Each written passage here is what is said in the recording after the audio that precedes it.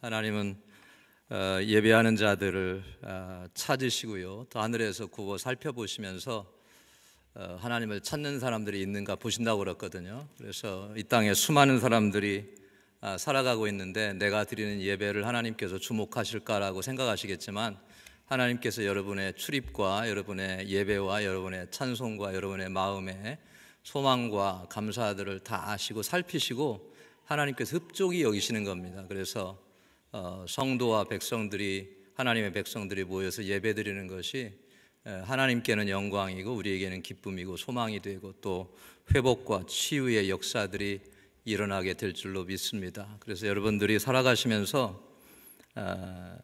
여러분, 우리가 이 땅에 무슨 소망이 있겠습니까? 하나님을 바라보면서 영원하신 하나님, 거룩하신 하나님, 우리의 심판의 주인 되신 하나님을 정말로 우리가 마음으로 삶 속에서 섬기는 것이, 그거보다 더 복된 일이 어디 있겠어요. 그리고 이렇게 오늘날 전 세계적으로 보면 광고 시간에도 말씀해 주셨지만 믿음 때문에 어려움 당하고 고통 당하고 또 예배의 길, 사역의 길, 또 하나님을 섬기는 길들이 막힌 그런 경우들이 굉장히 많아지고 있습니다. 그래서 여러분들이 그런 일들을 위해서 기도해 주시고 또 하나님께서 우리에게 이렇게 예배드릴 수 있도록 은혜를 주셨을 때에 여러분들이 쉬지 마시고 중단하지 마시고 계속해서 열심으로 하나님의 임재 속에 가는 그런 훈련들을 하시면서 살아가셨으면 좋겠습니다.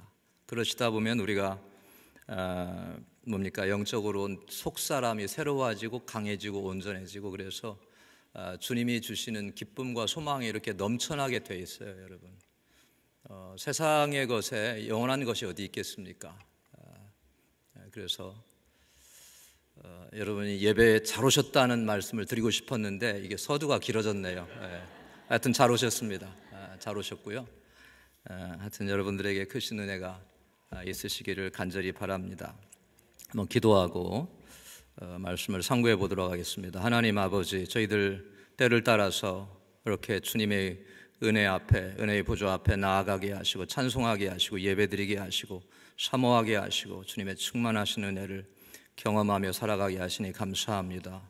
하나님, 무엇보다도 전 세계에 흩어져서 복음을 전하며 또 주님의 은혜를 나누고자 하나님, 오늘 또 애쓰며 이 순간에도 하나님 애쓰며 기도하며 간구하는 선교사님들, 또 주의 하나님 일꾼들 한 사람 한 사람 붙들어 주셔서 저들의 삶을 인도해 주시고 보존해 주시고 보호해 주시고 문을 열어 주셔서 주님의 나라가 왕성하게 이곳뿐만 아니라 온 세계에 하나님 증거되며 전파되어져서 세상의 수많은 사람들이, 열방의 수많은 사람들이 하나님 참으로 생명이 구주되신 그리스도 예수께로 나아가게 하시고 깨닫게 하시고 주님께서 저희에게 베풀어 주시는 그 놀라운 은혜를 하나님 다 누리며 체험하며 경험하며 살아가도록 은혜 베풀어 주시옵소서. 주님, 저희들은 부족하지만 주님의 전능하신 능력과 은혜를 의지하여 간절히 기도하오니 축복해 주옵소서. 또 주님, 오늘 참여한 귀한 주의 백성들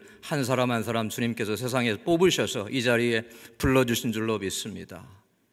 주님께서 만나주시고 주님께서 어루만져 주시고 주님께서 응답해 주시고 주님께서 말씀해 주시고 주님께서 복 내려 주셔서 이 땅에 하나님의 자녀로 그리스도 예수의 사람으로 살아갈 때에 하나님의 영광과 하나님의 은혜와 하나님의 축복이 부름받은 주의 백성들의 삶 속에 넘쳐나도록 도와주옵소서.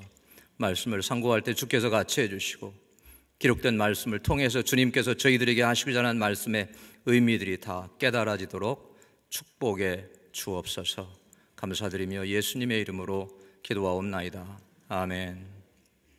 우리가 성경을 읽어볼 때에 성경은 크게 두 부분으로 나뉘어집니다. 첫 번째는 하나님께서 어떤 분이신가를 성경이 우리에게 가르쳐주고 있고요, 그 다음에 하나님께서 우리를 위해서 어떤 일들을 하셨는가, 그 전능하신 하나님, 천지를 창조하신 하나님, 거룩하신 하나님, 그 능력의 하나님께서 우리를 위해서 어떻게 구원의 역사를 이루어 주셨는가를 제시해 주는 책이 성경책이고요. 두 번째 큰 부분은 그러면 그렇게 우리가 하나님의 은혜를 경험하고 하나님의 사랑을 깨닫고 이 땅에서 우리가 어떻게 살아가느냐, 우리에게 생명이 주어진 것이기 때문에 이 주어진 생명을 우리가 이 땅에서 어떻게 보내야 하느냐라고 하는 것이 하나님의 말씀에 기록되어져 있는 거예요. 그렇기 때문에 우리가 하나님의 말씀을 깨닫지 못하고 알지 못하면 우리의 삶의 매뉴얼을 잃어버린 것과 같아요, 여러분. 그래서 내 마음대로 살게 되고 내 뜻대로 살게 되고 내 마음대로 살다가 잘 되면 그래도 괜찮은데 성경에는 내 마음대로 살다가 잘 되는 경우가 거의 없어요. 이 땅에서 잘 되는 것이 잘 되는 것 같지만 여러분들이 정말로 주님 안에서 잘 되는 삶이 최상의 삶이다 라는 점을 여러분이 다 믿으시잖아요. 그죠? 최상이 있으면 최상을 추구해야지 그거보다 못한 것을 추구하고 여러분 거기에 만족하고 살아가셔서는 안 되는 거거든요. 그래서 여러분들이 부지런히 성경을 읽으시고 묵상하시고, 저는 사람들 앞에 또는 학생들 앞에 설 때마다 성경의 중요성을 강조합니다. 여러분들도 마찬가지입니다. 신자의 삶 속에, 여러분 사람들의 삶 속에, 여러분 하나님의 백성들의 삶 속에 성경보다 더 중요한 게 어디 있겠어요? 하나님의 성경을 통해서 이미 다 말씀해 주셨는데 여러분 성경을 읽으시고 묵상하시고 그것을 연구하셔서 여러분의 것으로 삼으셔서 여러분이 그 말씀을 의지하면서 살아갈 수 있기를 간절히 바랍니다. 그냥 여러분들 이게 그냥 듣기 좋으라고 하는 그런 말씀이 아니고요, 정말로 이 말씀이 사람의 위로나 사람의 권면이나 여러분 충고보다 훨씬 더 비교할 수 없을 만큼 가치 있는 우리의 삶을 지으시고 만드신 하나님이 친히 우리에게 주신 말씀이거든요. 그러면 이 말씀이 마음에 넘쳐나면요, 삶에 자신감이 생기고 삶에 은혜가 넘쳐나고 삶에 조금만 어려움과 문제가 다가와도 그것 때문에 여러분이 고민하거나 염려하거나 여러분 머리를 둘러싸고 이렇게 고민하고 그런 일이 없어지는 것이 하나님의 말씀에서 나온다 하는 점을 기억하시고, 성경은 하나님 말씀이 주의 말씀이 내 발의 등이요 내 길의 빛이다. 그러니까 등이나 빛은 어두울 때 필요하잖아요. 우리의 인생이 왜 어둡나? 햇빛도 있고 이렇게 전구도 있고 그래서 밝은데, 여러분 주님이 계시지 않으면 비록 외적인 빛들은 있지만 내적인 빛이 깜깜해져서 우리가 갈 길을 잃어버려요. 여러분, 이게 올바른 길이라고 선택해서 갔는데 잃어버려서 헤매고 방황하고 그렇게 다른 길로 가는 경우들이 많이 있기 때문에 하나님의 말씀을 따라가서 결국에 우리가 가야 할 길로 가잖아요, 여러분. 그게 성공적인 인생 아니겠습니까? 한 번 주어진 인생, 여러분이 열심히 이게 최선의 삶이라고 생각하고 이게 정말로 올바른 길이라고 여러분이 열심히 땀 흘려서 수고하고 여러분이 살았어요. 근데 나중에 살고 보니까 여러분이 잘못된 곳에 도착해 있어. 그 절망, 그 낙심, 돌이킬 수가 없잖아요, 여러분. 그래서 혹시 이 자리에 정말로 하나님의 말씀을 깨우치고 배우기를 원하고 알기를 원하는 분이 계시다면, 또 하나님의 말씀을 나는 잘 모른다고 생각하는 분이 계시다면 부지런히 읽으시면 성령님께서 도와주셔서 그 말씀을 깨우쳐 주시고 알게 하시고 그 말씀의 의미를 여러분들의 마음속에 비추어 주실 줄로 믿습니다. 왜 그렇습니까? 왜? 성경은 하나님의 감동으로 주신 거거든요, 여러분. 성령의 감동으로 기록해 주신 것이기 때문에 성경을 읽을 때에 하나님이 읽는 사람에게도 감동을 주셔서 깨달아야 할 것을 깨닫게 하시는 거거든요. 자, 오늘 우리가 경건의 삶, 믿은 이후에 이 땅에서 하나님을 섬기면서 경건의 삶을 살아가는 겁니다. 우리의 삶 전체가 경건의 삶이라고 할 수 있고, 어떤 사람들은 그것이 믿음의 삶이다 또는 성화의 삶이다, 우리가 거룩함을 이루면서 살아가는 거잖아요. 주님이 다시 오실 때까지 우리가 이 땅에서 거룩함을 이루고 성화를 이루고 여러분 경건하게 주님을 섬기면서 살아가는 삶이 우리의 부르심이에요, 여러분. 그죠? 그래서 여러분들이 예배도 드리시고 또 여러분들이 훈련도 받으시고 또 여러분들이 봉사도 하시고 여러 가지 면에서 주님께서 우리에게 원하신다고 여겨진 일들을 하면서 살아가시는 줄로 믿습니다. 이미 여러분들이 그런 삶을 살아가고 계시지만 오늘 히브리서 13장을 통해서 정말로 우리에게 주시는 권면의 메시지가 무엇인가를 살펴보면서 우리가 이 말씀을 통해서 나를 조명해보고 내가 정말로 올바로 하나님 말씀대로 살아가고 있는가를 다시 한번 돌이켜보고 비추어보고 생각해보는 그런 시간이 되기를 간절히 바랍니다. 이게 히브리서 13장이 히브리서의 마지막 장이잖아요. 그죠? 마지막 장이기 때문에 이 히브리서 저자가 지금까지 12장까지 해왔던 말들이 여러 가지가 있는데 그 모든 말씀들의 종합이고 결론이고 권면이기 때문에 중요한 말씀들이 다 있는 거거든요. 그래서 이 말씀들을 여러분들 읽어보시면 히브리서 저자가 이 글을 읽는 사람들이 살아가기를 원하는 내용들이 다 있기 때문에 이런 내용을 상고해 보기를 원하는 것입니다. 먼저 경건의 원리들에 대해서 살펴보겠습니다. 경건의 원리들. 첫 번째는 8절에 보시면 우리가 읽지는 않았지만 13장 말씀이 다 연결되는 말씀이기 때문에 8절에 보시면 예수 그리스도는 어제나 오늘이나 영원토록 동일하시다 그랬어요. 예수님은 어제도 오늘도 영원토록 동일하시다. 변함이 없으시다. 그런 말씀 아닙니까? 여러분이 생각할 때에 세상에 변하지 않는 것이 있습니까? 여러분의 삶 속에 변하지 않는 것이 있습니까? 우리가 생각해 보면 변하지 않는 것이 거의 없어요. 여러분 다 변합니다. 특히 또 사람도 변해요. 그죠? 사람도 우리의 모습도 변하고요. 우리가 세월을 시간 속에서 살기 때문에 우리의 모습도 변하게 되고 또 사람의 때로는 본성도 변합니다. 여러분 사람의 본성도 안 변할 것 같은 사람들도 나중에 이게 돌아보고 만나보고 이렇게 하다 보면 사람이 어느 순간인가 변했다는 사실을 우리가 가끔 깨닫는 때도 있어요. 그렇지 않나요, 여러분? 사람도 변합니다.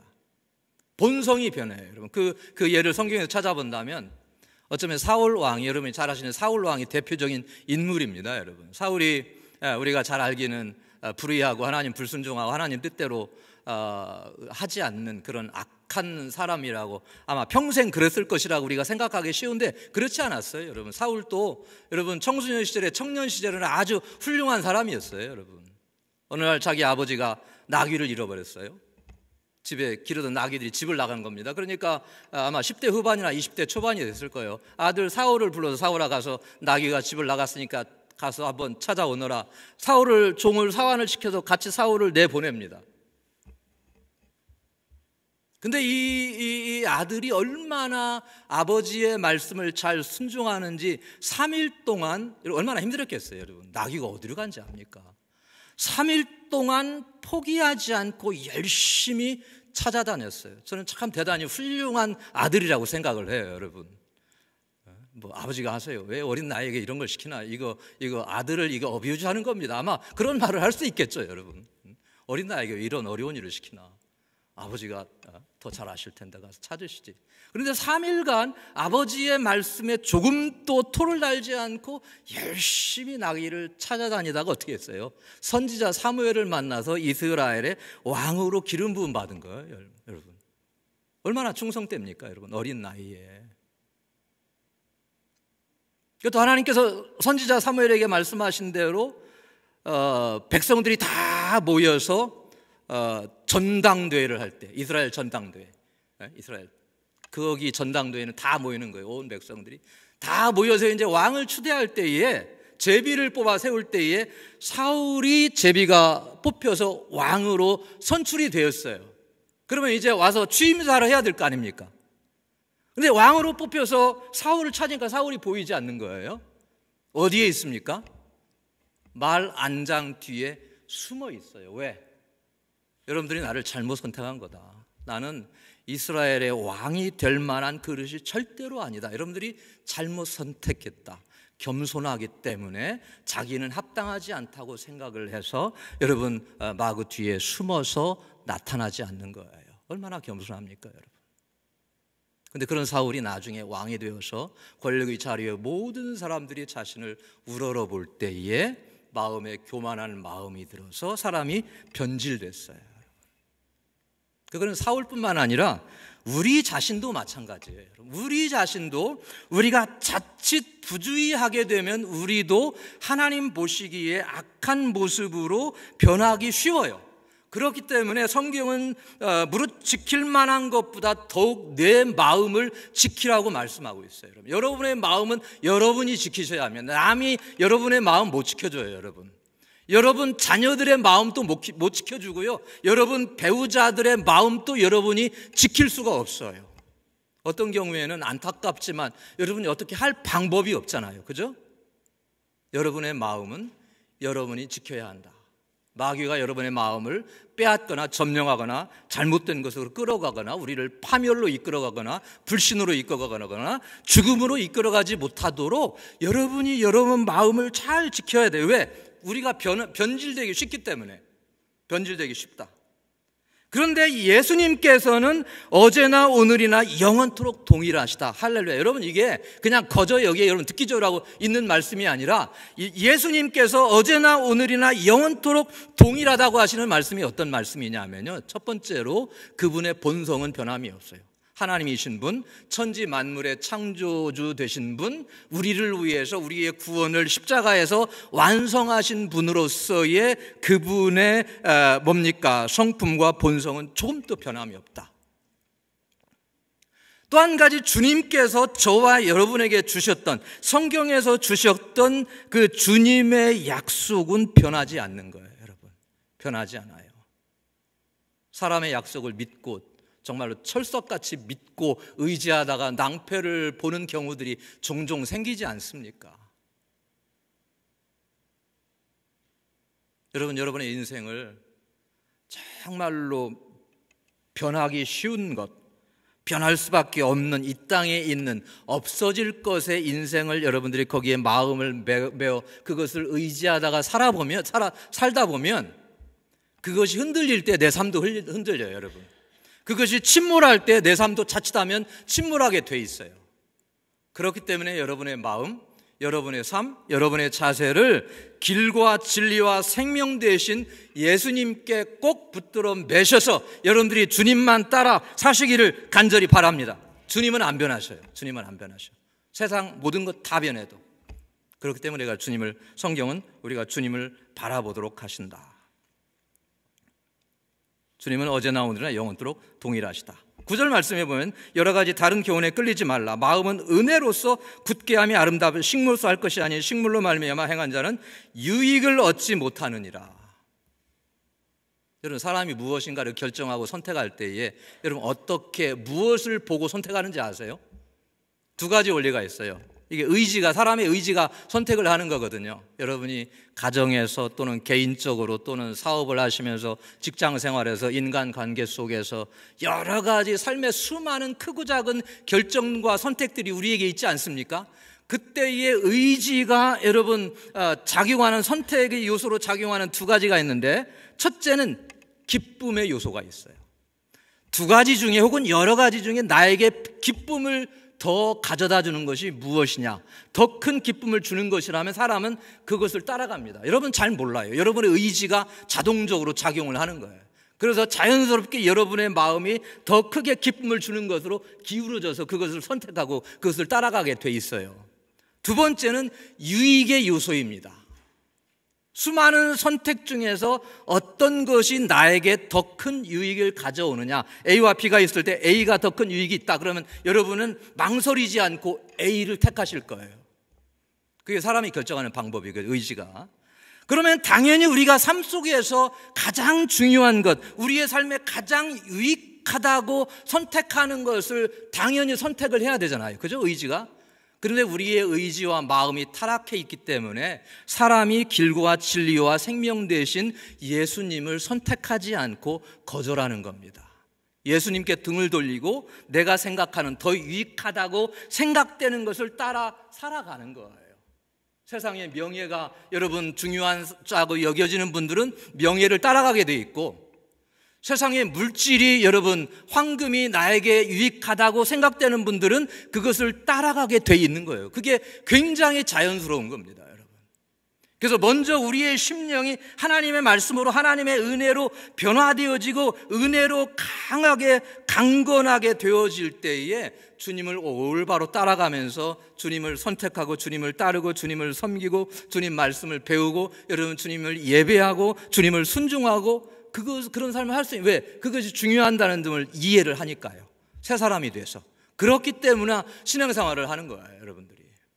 그래서 여러분들 주변에 신앙생활을 아직 시작을 못하신 분들이 있으면 그분들을 위해서 하나님의 은혜가 마음속에 임하시기를 위해서 기도하시고 여러분들이 정말로 사랑으로 섬겨주시고 그럴 때에 마음이 저절로 이렇게 감동이 있고 기쁨이 있고 녹아지면, 여러분 사람이 마음이 녹아지면 그 길로 따라서 가게 돼 있어요. 그게 의지거든요.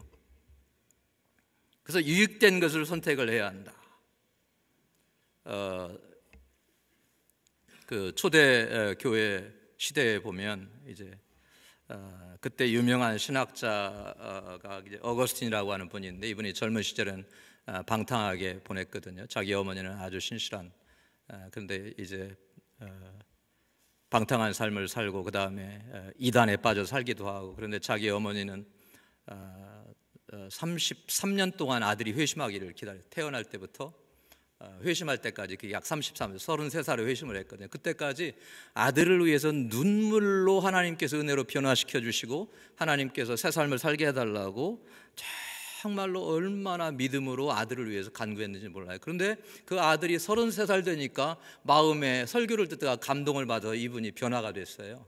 변화가 돼서 하던 일 다 정리하고 자기 고향 북아프리카에 이제 그때 오늘날에 아마 튀니지쯤 될 텐데 거기에 타가스타라고 하는 자기 고향 마을에 가서 이제 나는 그냥 주님을 섬기면서 이렇게 묵상하면서 성경 연구하면서 살아가겠다. 그러고 이제 고향으로 갔는데, 그러다가 나중에 이제 그 지역에 그 주교 되신 분이 어거스틴의 비유마을 이제 알고 그분을 이제 청빙에다가 자기 후임자로 삼아서 히포의 주교가 됐어요. 그래서 평생 동안 이제 죽을 때까지 설교자로, 철학자로, 연구자로 그렇게 살았는데, 그분이 이제 한 말이 있어요. 세상의 모든 존재는 두 가지로 분류가 된대요.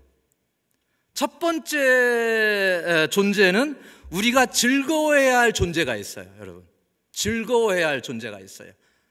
두 번째는 우리가 사용해야 하는 존재가 있습니다. 세상의 모든 존재가 우리가 즐거워해야 할 것이 있고 사용해야 할 것이 있어요. 이 사용해야 하는 존재는 우리가 즐거워해야 하는 존재를 위해서 사용되도록 존재하는 거예요. 그러면 저와 여러분이 즐거워해야 할 존재는 누구십니까? 하나님이시죠. 하나님. 이 세상에서 사람으로서 인간이 즐거워하고 기뻐하고 삶의 목적으로 삼고 따라가야 할 분은 딱 한 분이시다. 하나님이시다. 그 이외의 모든 존재들은, 세상의 모든 것들은 다 이 일을 위해서 사용해야 하는 존재로 있다는 거예요, 여러분. 그런데 우리가 사랑하고 섬기고 따라가야 할 하나님을 여러분 사랑하지 않고 기뻐하지 않고 즐거워하지 않고 사용해야 할 것을 사랑하고 즐거워하고 기뻐하고 삶의 소망을 거기에 둔다면 이게 인생이 잘못된 거예요. 그런 것이 가치관이 도취됐다, 가치관의 전도, 그런 말 하지 않습니까? 사랑할 것을 사용하고, 우리가 기도할 때 가끔 그런 일을 하잖아요. 또 우리가 사용해야 할 것을 사랑하면 인생이 이게 질서가 깨어져서 거기에서 벌써 혼란이 생기는 거거든요.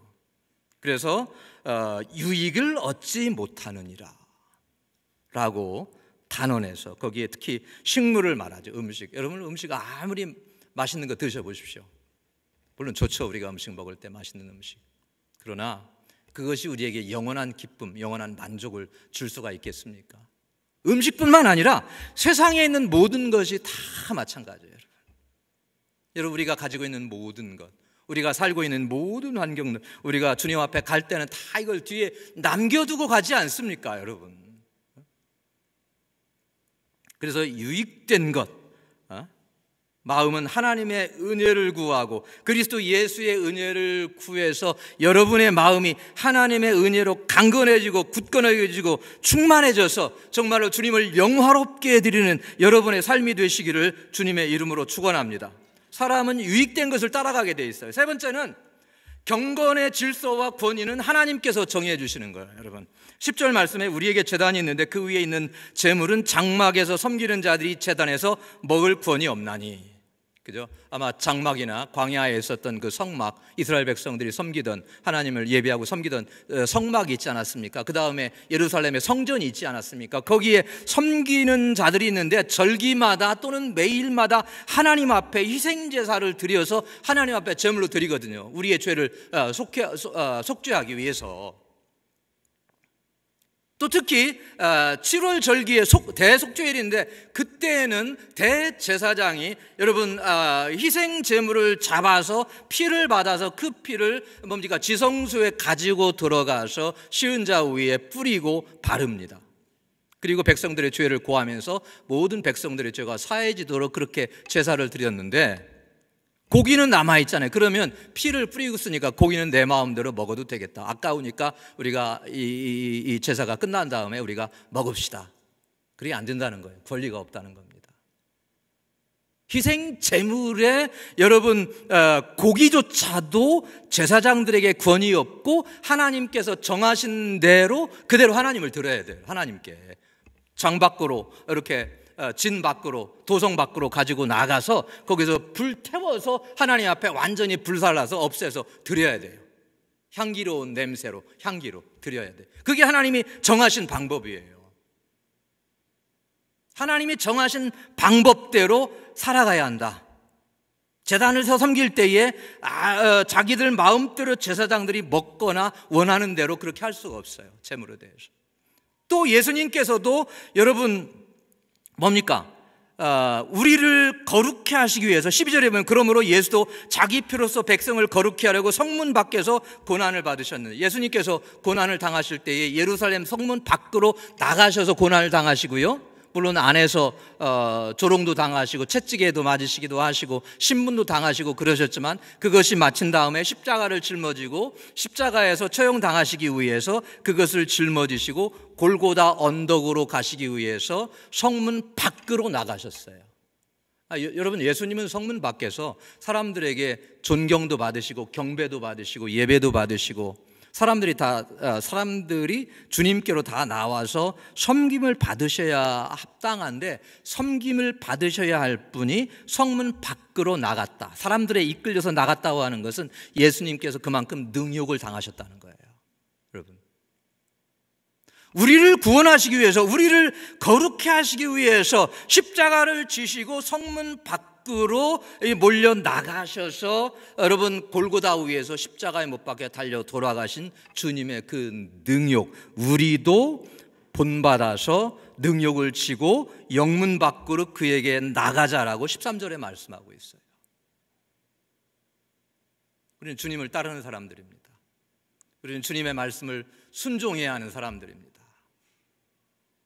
주님이 계신 곳이 어디이든지 우리가 따라갈 준비가 되어 있어야 해요, 여러분들. 그래서 예수님께서 마태복음 16장 24절에 아무든지 나를 따라오려거든 자신을 부인하고, 자기를 부인하고 자기 십자가를 지고 나를 좇을 것이냐, 주님께서 말씀하셨어요. 이게 어려운 일 같잖아요, 그죠? 자신을 부인하고 자기 십자가를 지고 주님을 따라가는 일. 나는 내 할 일도 있고 내가 하고 싶은 일도 있고, 여러분, 나는 왜 십자가를 내가 져야 하나? 편하게 살고 내가 얼마든지 정말로 이 땅에서 사람들에게 대접받으면서 이렇게 잘 살 수 있는데 왜 내가 십자가를 지는 삶을 살아야 하는가라고 우리가 반문할 수도 있지만, 예수님께서 모든 사람들을 대상으로 아무든지 나를 따라오려거든 자기를 부인하고 자기 십자가를 지고 나를 좇을 것이니라.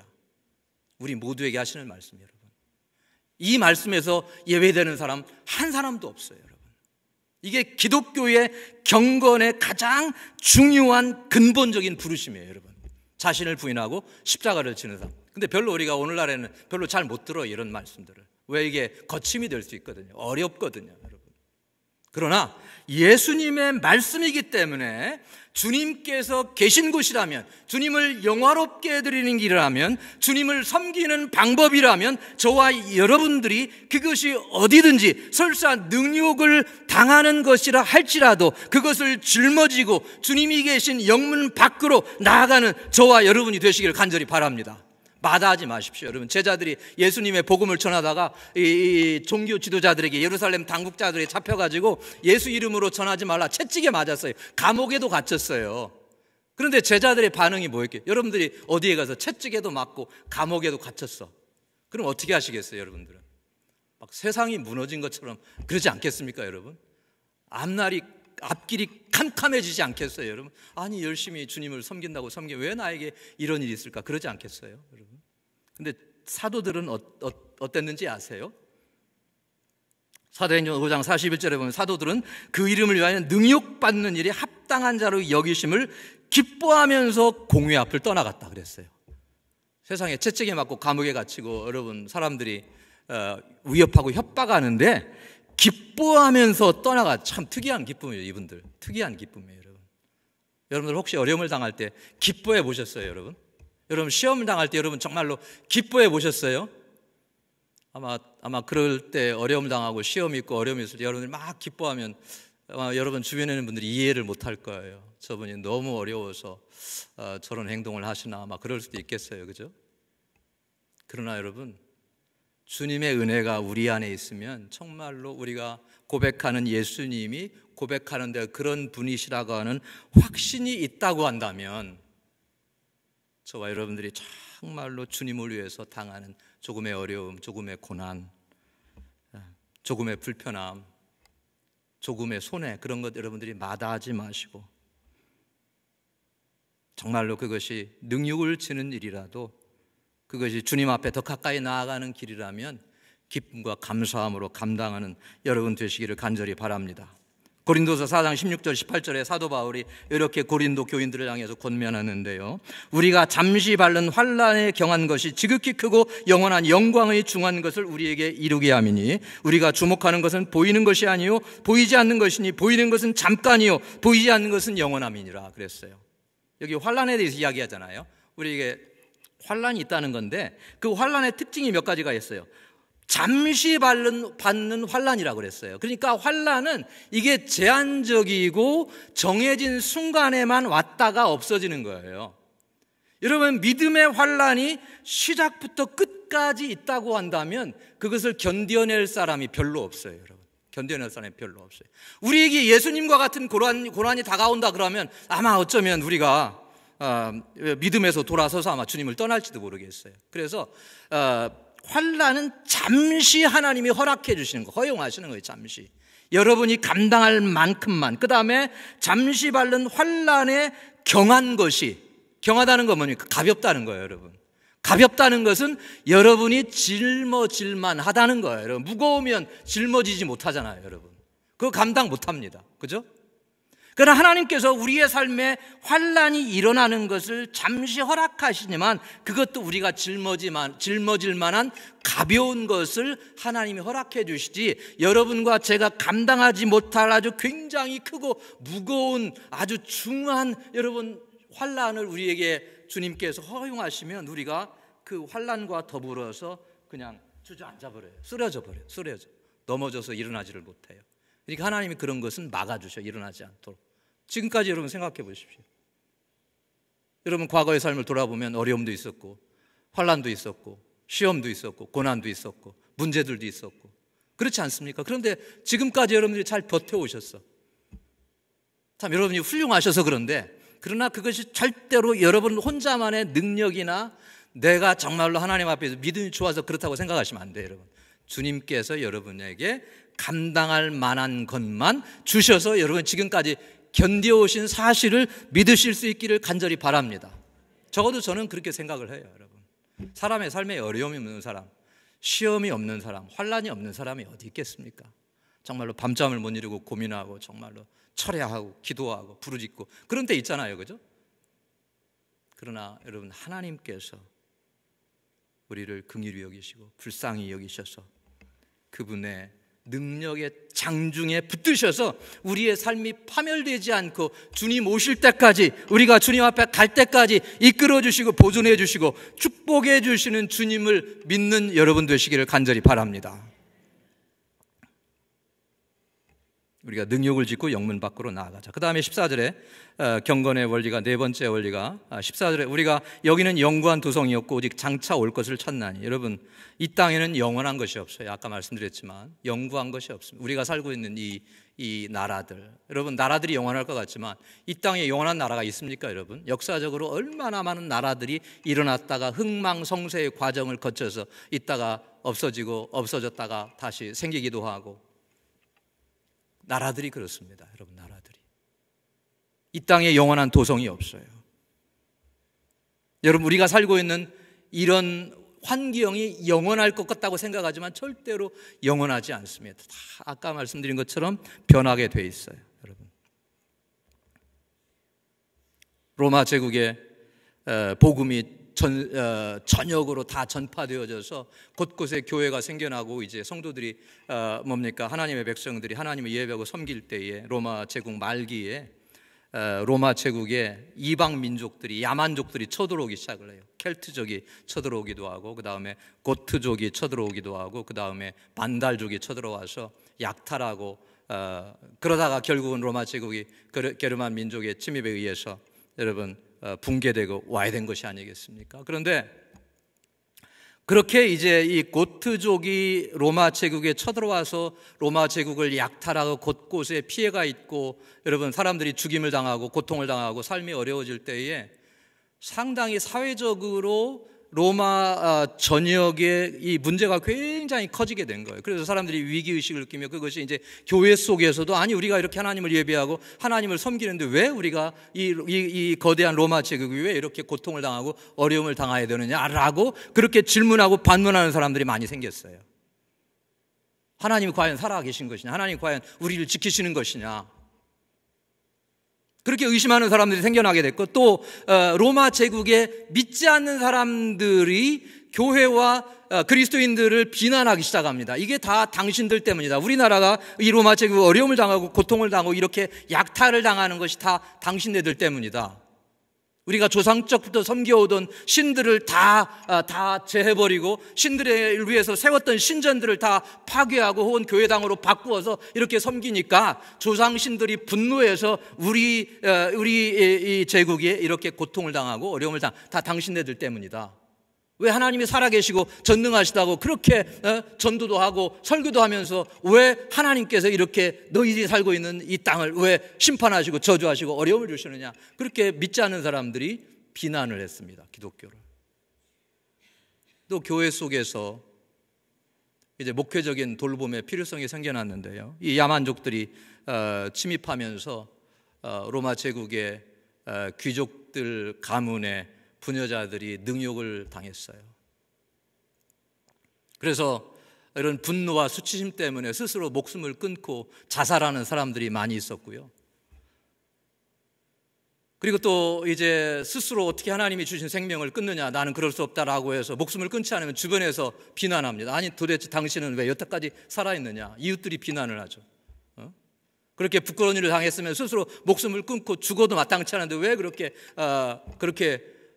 그러면서 사람들이 얼마나 고통스러운 삶을 살았겠어요. 교회 속에서도 그런 고통들이 굉장히 많이 생겨나게 돼서 어거스틴이 이런 필요성에 대답하기 위해서 책을 썼는 그 책이 하나님의 도성, 신국론, 그렇게 우리말로 번역되는 The City of God이라고 하는 책을 썼는데요, 거기에 제가 지금 제기했던 문제들에 대한 대답을 다 정리해서 책으로 썼어요. 자살은 절대로 그것은 여러분들의 잘못이 아니니까 자살하면 안 된다. 그다음에 로마 제국이 우상들을 조상적부터 섬겨오던 신들을 섬길 때, 그러면 그때는 정말로 이 제국이 안전하게 보장되어져서 평화롭게 살았느냐, 그러면서 로마 제국의 역사를 여러분 처음부터 살펴보면서 혼란스러웠던 내용들을 다 거기에 제시를 하면서, 근데 거기에서 하는 말씀이 뭐냐 하면 이 세상에는 영원한 나라가 없다는 거예요. 여러분, 영원한 나라. 하나님의 나라만이 영원하다는 것입니다. 여러분, 이 땅에는 모든 나라들, 이 땅에는 모든 여러분 도성들은 다 지나가는 겁니다. 영원하지 않습니다.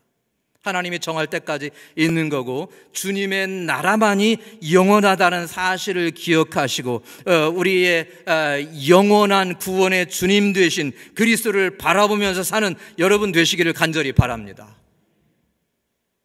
여러분이 주님을 잃어버려서는 안 됩니다. 여러분이 주님에게서, 예수님에게서 시선을 여러분이 떼서는 절대로 안 됩니다. 주님을 따르는 삶에서 여러분들이 돌이켜서도 절대로 안 됩니다. 원수 마귀는 여러분들이 주님을 믿지 못하고 섬기지 못하고 깨닫지 못하도록 여러분의 삶을 막 흔들어대요. 예수님께서 베드로에게 그러셔요. 사단이 밀가부로 사려고 너를 청구했다. 기회만 되면 여러분, 대적 마귀는 여러분의 삶을 밀가부로도 까불어요. 밀가부로든 게 뭔지 아시잖아요, 여러분들. 그죠? 예. 젊은 분들은 혹시 뭐 아시는지 모르겠습니다만 나중에 한번 사전 찾아보세요. 밀가부르는 거. 사단이 우리의 삶을 흔들어요, 여러분. 흔들어놔요. 그래서 믿음을 가지지 못하게 하고, 믿음을 떠나게 만들고, 시험에 들게 만들고, 주님과의 관계에서 떨어져 나가게 만들어서 영원한 팔멸로 이끌어가려고 하는 것이 지금 이 순간 또 이게 마귀가 하는 거예요. 왜? 우는 사자와 같이 삼킬 자를 찾아다닌다고 그랬잖아요, 여러분. 뭐 나 정도면 괜찮겠지. 여러분이 나를 의지하면 안 돼요. 주님께 피하면 절대로 여러분에게 여러분 해도 가지 않고, 여러분 마귀가 여러분의 삶을 흔들어 놓을 수 없고, 설사 조금 흔들린다 하더라도 주님께서 지켜주시고 보존해 주시고 보장해 주시고 여러분이 멸망하지 않도록 이끌어 주시는 것을 믿으시길 바랍니다. 그게 믿음의 삶이거든요, 여러분. 주님을 의지하면 여러분 실패가 없어요. 실패가 없고, 주님을 의지하면 주님은 절대로 우리를 배반치 않으신다. 그게 경건의 원리들입니다. 경건의 원리들 4가지. 그러면 경건의 열매를 맺어야 합니다. 경건의 열매. 경건의 열매는 3가지가 있는데요. 15절에 보면 우리가 이러므로 예수를 말 항상 찬미의 제사를 하나님께 드리자 그랬어요. 찬미의 제사를 드리자. 찬미의 제사는 어떻게 드리는 겁니까, 여러분? 뭘로 드리죠?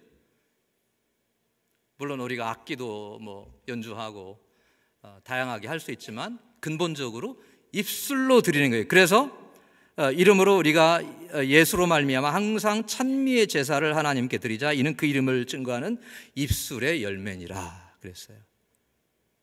입술로 여러분들이 하나님을 찬양하고 찬미하면서 살아가십시오, 여러분. 주님을 섬길 때 여러분들이 막 뭐 위대한 일들 생각하고 큰 일을 생각하고 내가 하던 일 모든 일 다 포기하고 선교지로 뛰쳐나가고 그런 일만 생각하지 마시고, 물론 그렇게 부르시는 분들은 그런 일들을 해야 합니다. 모든 신자들이 하나님 앞에 할 수 있는 것, 하나님 앞에 기도의 자리에 나가서 엎드려서 하나님의 위대하심을 찬양하고 찬미하고 그분이 우리에게 베푸신 구원과 은혜들을 찬양하고 찬송하고 감사하고 영광 돌리는 일 다 할 수 있는 겁니다, 여러분. 어려운 게 아니에요, 여러분. 여러분이 믿음으로 할 일이 별로 없다, 신앙생활 할 일이 별로 없다, 그렇게 생각하시면 안 되고, 근본적으로 주님의 임재 앞에 나아가서 여러분이 입술을 열어서 마음속으로 하면 되지 꼭 입술을 열어야 되느냐? 소리를 내십시오. 왜? 소리를 주신 분은 하나님이세요, 여러분들에게. 사람하고 대화할 때 여러분들이 그냥 입 다물고 대화하십니까? 마음과 마음이 통하나요, 여러분? 아니잖아요. 입을 열어서 소리를 내서 여러분의 뜻을 전달하고 상대방의 뜻을 여러분의 귀로 듣지 않습니까? 사람과 대화할 때 여러분이 음성을 내시면서 왜 하나님과 대화할 때 우리에게 음성을 주신 하나님께 소리를 내시지 않습니까? 옆 사람 괴롭히면 안 되잖아요. 여러분, 혼자 있을 때 누가 막 큰 소리로 고함을 지르면서 나는 고함을 질러야 소리가 된다, 그런 분들은 기도원 가셔서 기도하시면 돼요. 기도원 가셔서. 그러나 여러분들 소리를 내셔서 하나님 앞에 기도하시는 것 굉장히 이게 나에게도 유익합니다. 왜냐하면 여러분이 소리를 내서 하나님을 찬미하고 높이면 그 소리가 내 귀에 들려와요. 그러면 그 소리가 내 귀에 들려오면 그 말이 나에게 열매를 맺히는 거예요, 여러분. 그 말이 나에게. 왜냐하면 이 사람의 마음은 듣는 대로 따라가게 돼 있거든요, 여러분. 듣는 대로. 그렇기 때문에 여러분들이 한번 그렇게 하시지 않으신 분들이 있으면 기도 시간에 입술을 소리를 내서 주님을 찬미하시고 그분이 어떤 분이신가를 찬미하시고 하나님의 거룩하심을 찬미하시고 찬양하시고 하나님께서 우리에게 베푸신 구원의 은혜, 십자가의 은혜, 대속의 은혜, 그분이 날마다 도우시는 은혜들을 여러분들이 생각하시면서 하나하나 여러분 입술을 열어서 소리를 찬양해 보세요. 더 은혜스러워요. 더 은혜스러워요. 찬미. 이는 그 이름을 증거하는 입술의 열매니라 그랬어요. 증거. 그러니까 입술로 할 수 있는 게 찬미가 있고 증거가 있어요. 이게 똑같은 건데 여러분들의 입술의 말이 하나님을 향해서 드려지는 것은 찬미가 되는 것이고 그 찬미가 사람들을 향하면 증거가 되는 거예요. 이해가 되시죠? 그러니까 여러분들이 사람들하고 만나서 하나님은 이런 분이시다, 하나님께서 그리스도 예수를 통해서 이런 일들을 행하셨다, 이것이 우리를 향해서 주님께서 이루신 복음의 의미다라고 그렇게 말을 하는 것이 증거가 되고, 똑같은 내용을 하나님을 향해서 주님 이런 구원의 역사를 이루어 주셔서 감사합니다, 십자가에서 내 죄를 사해 주시고 씻어 주시고 나를 새 사람 만들어 주셔서 감사합니다, 하나님을 향해서 그런 말씀이 향해지면 찬미가 되는 거예요. 그래서 저는 하나님을 향한 예배하고 사람들을 향한 전도하고는 저는 그게 같은 내용이라고 생각을 합니다. 같은 내용이라고 생각해요. 찬미의 제사, 입술의 열매, 똑같은 거예요, 여러분들이. 그래서 입술의 열매가 있어요. 두 번째는 선을 행함과 나눠주기를 잊지 말라. 이 같은 제사는 하나님이 기뻐하시느니라. 선을 행하는 것이 하나님이 기뻐하시는 제사다 그랬잖아요, 그죠? 여기 제사라고 그랬어요. 제사. 그러니까 우리가 제사는 구약 시대에 성전이나 성막에서 이스라엘 사람들만 드리는 줄 알았는데, 예수님 오신 이후에는 없어진 줄 알았는데, 예수 그리스도를 믿는 사람들도 드려야 할 제사가 있다는 것을 말해요. 입술의 제사가 있고, 그 다음에 선을 행하는 선행의 제사. 여러분, 선행은 어디서 나오는 거예요? 선행은, 선한 행동은 어디서 나오는 거예요? 선한 마음에서 나오는 거죠. 여러분, 이 세상에서 선하신 분은 하나님 한 분이시거든요. 하나님은 선하신 분이거든요. 하나님께서 여러분들에게 왜 은혜를 주시는지 아십니까? 하나님은 선하신 분이기 때문에 우리와 같은 죄인들에게 은혜를 베풀어 주시고 독생자를 아낌없이 보내주시는 거예요. 선하시기 때문에. 하나님은 우리가 God is good 그런 고백을 하지 않습니까? 그 선이라고 하는 것이 여러분 굉장히 하나님께서 인간들을 향하여 가지고 계신 근본적인 마음이에요. 비록 죄인이지만 구원하시기를 원하시고 은혜 주시기를 원하시고 영생을 주시기를 원하시고, 선하신 하나님의 은혜로 우리가 구원을 받아서, 전에는 우리가 선하지 못했어요, 여러분. 죄인이었고 악이 있었고 불순종이 있었고 불의가 우리의 삶에 가득했지만, 선하신 하나님의 은혜로 우리가 씻음 받아서 새 사람이 되었을 때에 우리 마음속에 하나님의 선이 들어오게 되는 거예요. 하나님의 선이. 우리 것이 아닙니다. 선이. 우리가 새 사람이 되었기 때문에 하나님의 형상대로 우리가 새롭게 다시 지음받아서 선이 우리 마음속에 자리 잡아서 그 선을 바탕으로 선을 할 수 있는 거예요. 그래서 여러분들이 신앙생활 하시면서 나는 교회에서 별 할 일이 없다고 생각하지 마시고, 여러분의 삶의 환경 속에 내가 선하신 하나님을 본받아 할 수 있는 선한 일들이 어떤 것이 있는가를 고민하고 찾으시고 기도해 보십시오. 넘쳐나요, 여러분들이. 기도할 수 있고, 누군가를 도와줄 수 있고, 누군가를 안내해 줄 수도 있고, 누군가를 위로해 줄 수 있고, 선한 일들이 굉장히 많아요. 그래서 여러분들은 삶 속에서 여러분이 선을 행하시고 선을 행하면서 하나님의 선하심을 나타내는 여러분 되시기를 간절히 바랍니다. 나는 할 일이 없어, 그런 말 절대로 하지 마세요. 절대로 하지 마세요. 선행을 하십시오. 선행을. 하나님이 선을 할 수 있는 능력을 주셨는데, 그 다음에 어떤 열매가 있어야 합니까? 그 선을 행한 중에 하나가 나눠주기를 잊지 말라. 나눠주기. 이게 나눠주는 것은요, 하나님의 사랑을 실천하는 겁니다, 여러분.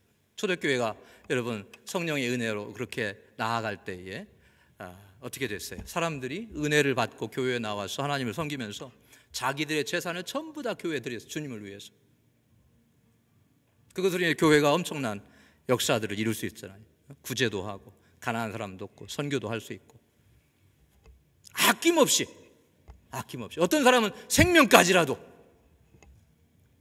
여러분 삶 속에서 정말로 사람들의 필요를 따라서 여러분이 가지고 있는 것, 좀 넘치는 것이 있으면 나누어 주시고, 어려운 분들 여러분 마음으로 나누어 주시고, 기도로 나누어 주시고, 그 다음에 물질로 나누어 주시고, 삶의 도움들을 나누어 주실 때에 여러분들의 삶에 정말로 하나님께서 영광 받으실 줄로 믿습니다. 결론적으로 베드로서 1장 3절에 사도 베드로는 우리에게 이렇게 말씀하고 있습니다. 그의 신기한 능력으로 생명과 경건에 속한 모든 것을 우리에게 주셨으니, 생명과 경건에 속한 모든 것을 우리에게 주셨어요. 그러니까 우리가 이렇게 경건의 삶을 살아가는 것이 우리 자신의 능력이 아니라 하나님께서 우리에게 베풀어 주신 그 능력을 따라갈 수 있다는 거예요, 여러분. 하나님께서 이미 여러분들이 그런 삶을 살아갈 수 있도록 능력을 주셨기 때문에 여러분들이 능히 넉넉하게 그런 삶을 사실 수 있어요. 감당하실 수 있어요, 여러분들이. 그래서 여러분의 삶에 정말로 선한 열매들이 가득해서 하나님께 영광 돌리시고 또 여러분의 삶에 기쁨과 소망이 넘치는 삶이 되시기를 주님의 이름으로 축원합니다. 기도하겠습니다. 할렐루야. 하나님 아버지, 감사와 영광을 돌립니다.